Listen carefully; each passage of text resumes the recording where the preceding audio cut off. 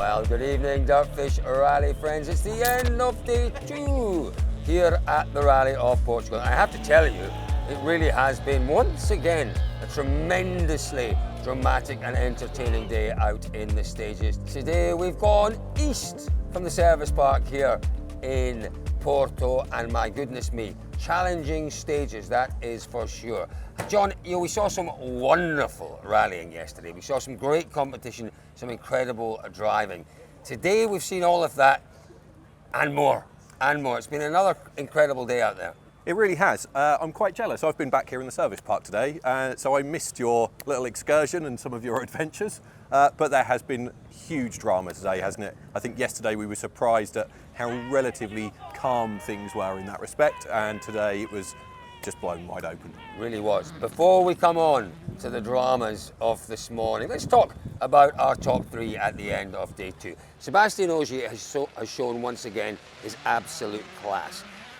It's been a hard, hot day out there today, and we've seen 1 or 2 different tyre strategies. We've seen 1 or 2 really interesting tyre strategies, and particularly this afternoon it was about tyre conservation, about tyre management, and what we know about Ogier is he is the master. Yes, he's had a wonderful battle with Ott Tanak, and it was a real shame that Tanak picked up that puncture just before lunch, but Ogier has shown class out there to lead the way at the end of the day. Yeah, of course, he's been doing what Ogier does best, hasn't he? You were right. It was a shame that we were robbed of that battle. It was really starting to hot up, wasn't it, at the end of yesterday and coming into today.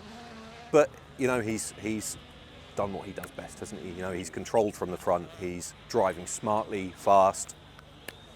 What can you say? It's really interesting. He has won this event now 5 or 6 times. I think the majority of those wins, though, were when the event was based down south. He's only had 1 win up north, and it's not been the kindest event to him over the years, but he's really used his nous and all of the experience and knowledge that he's got to keep himself very much there. He's not been the fastest really over the course of the, well, he has, because he leads, but at times he's not shown that speed that we would expect to see from him, but he's shown the intelligence that we always see from him. Yeah, that's it, isn't it? It's textbook Ogier. Yeah. Go as fast as you have to go, not all out.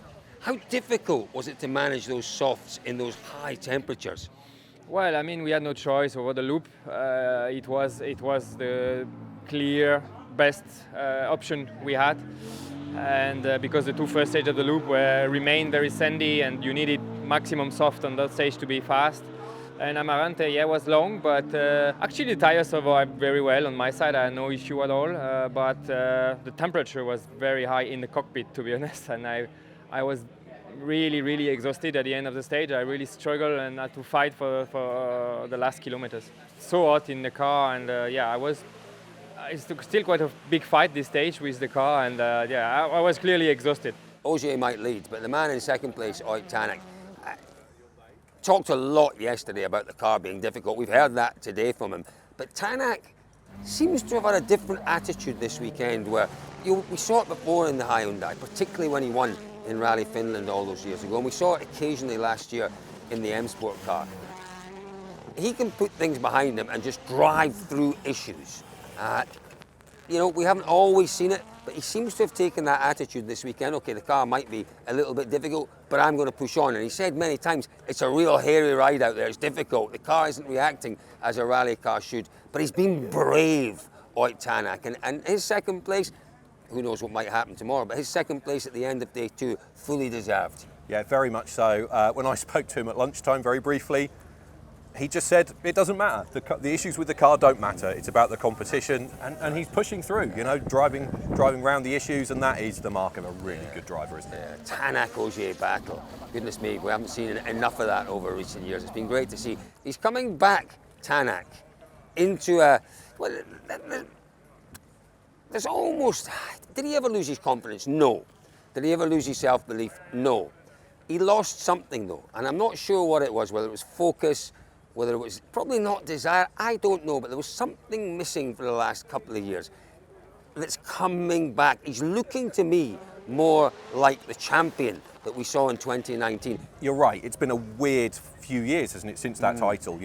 He was on top of the world in 2019, and with that surprise move after that, it's never quite looked the same, has it? But we're seeing some of that magic again, and he's got a really good chance of a good points haul this weekend, which could just put him right back in it. We had a decent day, so especially the afternoon when roads were a bit rutted, I could lean a bit and I felt actually better in the car, so it was easier to carry the speed. It was just unfortunate on long Amarante, I felt like I had a good tire choice, so I felt fine in the car in the beginning, but then obviously the stage was still quite twisty and slow and very hot same time and outside, so the car started to struggle a bit with that, and in the end we couldn't put a clean stage together. Neuville is doing a great job as well. Third at the end of the day. First on the road, don't forget yesterday. We thought it could be a really disastrous weekend for Thierry Neuville, but he's shown the benefit of perseverance. He stuck at it yesterday, he's benefited today, and that third place, well, it looks reasonably secure, and again, we're looking potentially at a good haul of points for Thierry Neuville. Yeah, very much so. It's another tenacious performance, isn't it, from Thierry Neuville? He's shown that so many times. He just does not give in. Drove really well on Friday, I think, and he's reaping the benefits and should come away with really good points here. Yeah, listen, he's well away from that battle for the lead quite clearly. Danny Sordo was close to him today, but Danny Sordo definitely in that penultimate stage dropped back a little bit, gave him some breathing space. A good reason for that, clearly. Definitely 2 challenging days. I have the feeling like today was more challenging than yesterday because, I struggled personally a bit with the wisdom, with the concentration, and being between 2 shares today, not pushing but not too much and so on. Was a bit up and down, but at the end we focused on trying to finish third overnight, and that's important, 13 points, which we still have to validate tomorrow, but we're happy to be the third overnight. Your Sordo in fourth place, I suppose he kept him honest. Sordo was right there or thereabouts all day. I've been impressed by Sordo all weekend.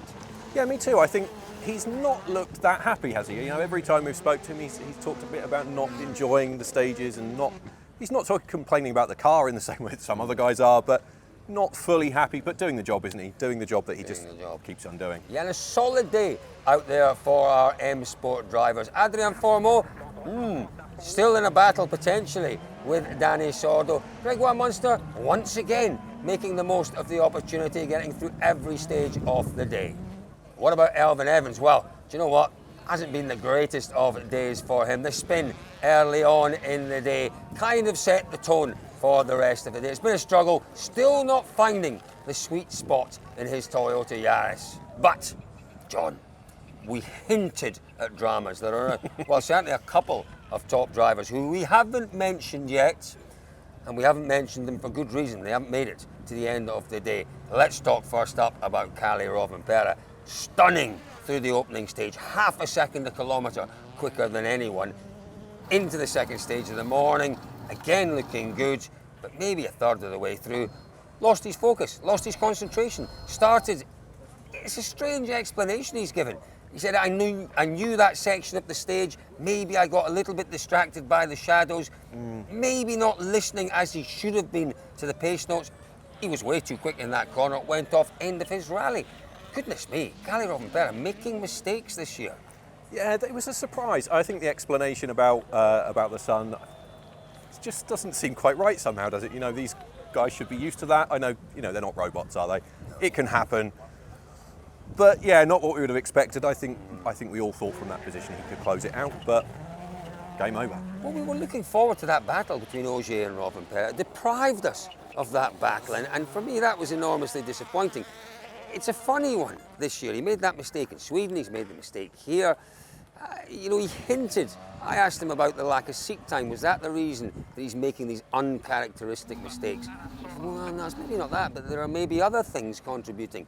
It's not the Rovanperä that we saw chasing titles last year and the previous year. No, he's in a very different place mentally, isn't he? This year he's about enjoying himself. This is not how he would have seen this weekend going, of course. But the result isn't as important as it would have been in previous years. But he came here wanting to win, didn't he? And he's binned it, unfortunately. Well, he came here wanting to win, and he came here wanting to do a job for Toyota. Don't forget, it was a Toyota 1-2-3 at the start of the day.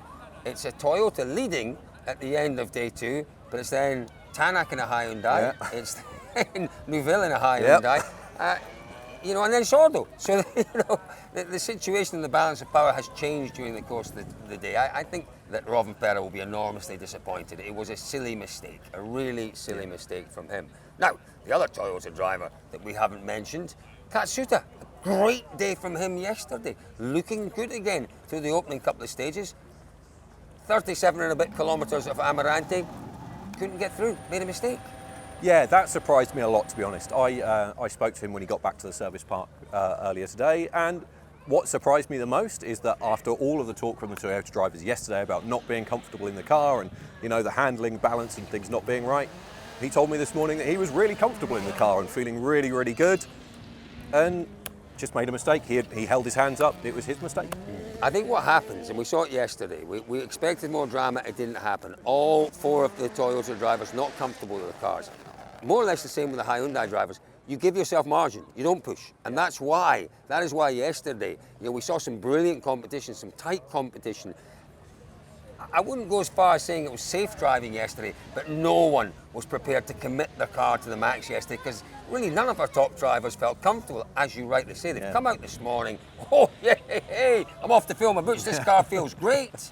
And what do we see? We see Kalle Rovanperä chucking it off, and we see, do you know what, we saw quite a number of drivers having spins early on this morning. Absolutely. But then Takamoto Katsuta out of the day. I'm pretty certain he'll be back tomorrow. So, folks, a tremendously dramatic day. The drama didn't end there, though. WRC 2, our leader, Oliver Solberg.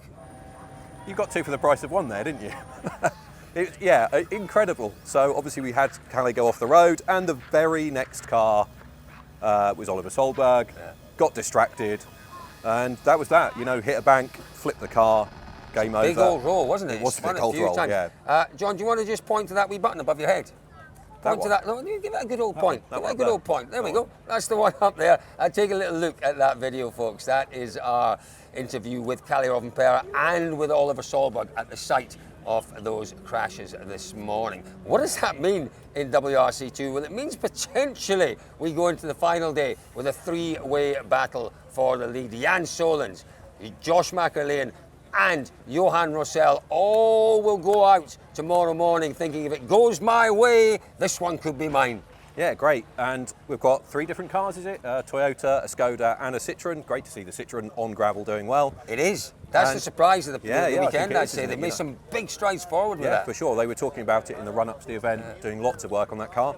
Really good to see it doing well on the gravel, and great battle. Really great battle. And Gus Greensmith in the Skoda, his favourite rally. You might reassess that after today. Difficult day for him, ending up beached on the opening stage this afternoon. Plenty to look forward to on the final day of Rally Portugal. We head to Faf for the legendary Faf stage, the legendary Faf jump. That is going to be, I'm absolutely certain, a lot of fun. Folks, keep an eye out for a very special video on the history of the legendary Faf stage. That will be available for you on our YouTube channel on Sunday morning. Thank you very much. A dramatic day here in Portugal. Thanks for joining us.